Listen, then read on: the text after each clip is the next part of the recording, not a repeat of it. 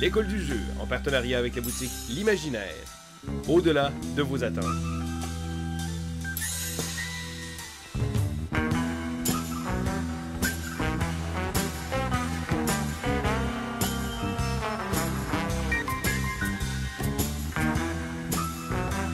Allô mon Romain fier de l'Antiquité, c'est Vincent et aujourd'hui je te présente une nouvelle critique surprise là où je te fais découvrir des jeux qui sont peu connus mais qui méritent d'être joués et découverts comme tous les autres jeux de ce monde d'ailleurs. Et aujourd'hui je te présente Alexandria. Je vais vous raconter une petite histoire, une petite anecdote. Quand j'ai vu ce jeu-là passer sur Kickstarter, il m'a pas du tout attiré à cause du look du jeu. Je trouvais que ça avait de l'air un peu enfantin. Et à un moment donné, j'ai un de mes amis qui m'a dit « Essaye-le, ça vaut vraiment la peine. » Et je voulais rien savoir de ce jeu-là. Et soudainement, quand j'ai joué, je suis tombé en amour avec celui-ci.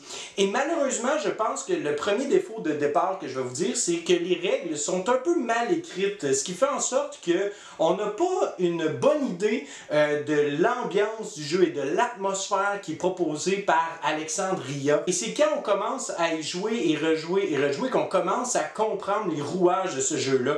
Donc, au niveau de la rejouabilité, de la profondeur du jeu, ça, il y en a une, croyez-moi là-dessus. C'est un jeu où les joueurs représentent des espèces de gens un peu, très normales de l'Antiquité. C'est des gens fictionnels de l'Antiquité qui veulent passer à l'histoire pendant que la bibliothèque d'Alexandrie brûlera. Et les joueurs vont représenter ces personnages-là avec un deck de cartes ainsi qu'un petit pion qui va se déplacer dans la librairie d'Alexandrie. D'ailleurs, la librairie, c'est très particulier la mise en place parce que ce qui est intéressant du jeu, c'est qu'on n'aura jamais la même mise en place puisqu'on doit la placer selon les différentes tuiles. Donc, par exemple, ici, on a une tuile qui me dit de placer une tuile à gauche de celle-ci. Donc là, par exemple, je placerai elle. Là, elle me dit d'en placer une au-dessus et ainsi de suite. Donc, on n'aura jamais, en fait, la même mise en place, la même librairie en tant que telle. Et d'ailleurs, c'est un jeu qui aussi possède une asymétrie assez unique, merci, puisque tous les joueurs vont recevoir, oui, leur personnage de départ, mais ils ont toute une manière particulière de scorer des points.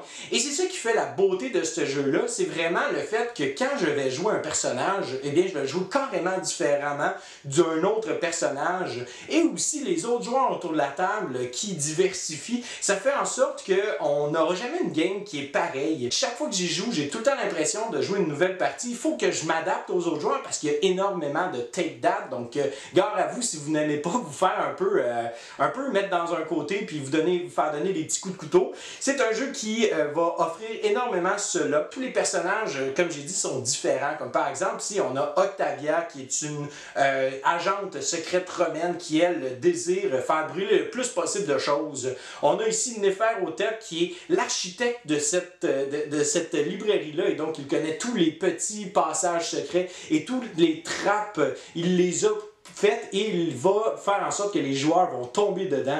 On a ici Ptolémée qui lui est un garde royal, qui lui est un bon Jack. Hein? Il veut rendre service aux autres, sauf qu'il parle un peu trop, fait qu'il fait perdre du temps aux autres joueurs.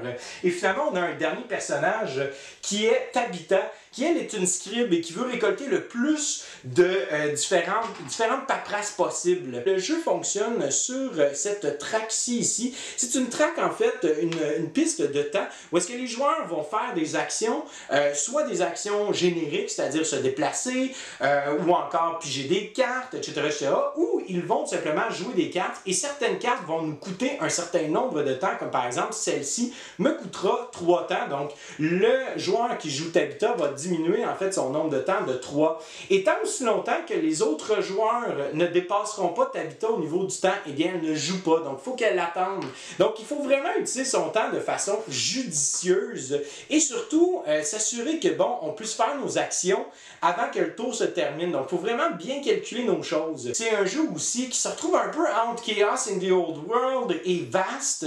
Donc on a vraiment un bel entre-deux qui est facilement présentable et qui quand est est expliqué correctement, parce que comme j'ai dit, le livre des règles est des fois, mais quand il est expliqué correctement, eh bien là, on a vraiment une belle ambiance qui s'incorpore autour de la table et on va se pointer du doigt, on va dire, ben lui, c'est sûr qu'il est avancé, c'est sûr qu'il est avancé, et des fois, on a l'impression qu'on ne ferait pratiquement rien, mais au final, on a toujours des parties qui sont très, très, très serrées. Alors voilà, c'était Vincent avec la critique surprise numéro 4. Et c'était Alexandria. Et sur ce, je vous souhaite à toi et tes amis un bon jouage!